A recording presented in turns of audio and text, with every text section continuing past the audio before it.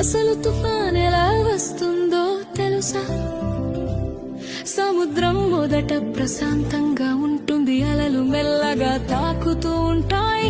కానీ సూర్యుడు బాగా వేడెక్కితే సముద్రపు నీరు కూడా వేడిగా మారుతుంది. ఆ వేడి నీటి మీద ఉన్న గాలి కూడా వేడి అవుతుంది, పైకి ఎగురుతుంది. గాలి పైకి ఎగినప్పుడు కింద ఖాళీ అవుతుంది. అప్పుడు చుట్టుపక్కల చల్లని గాలి ఖాళీ నింపడానికి వస్తుంది. ఇలా గాలి ఎగరడం దిగడం మొదలవుతుంది. అలా తిరుగుతూ తిరుగుతూ ఒక పెద్ద చక్రంలా మారుతుంది. మొదట్లో అది సాధారణ మేఘంలా ఉంటుంది, కానీ కాసేపటికే ఆ మేఘం చీకటిగా మారుతుంది.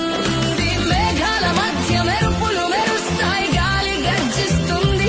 సముద్రం మీద గాలి వేగం 60-80-100 కిలో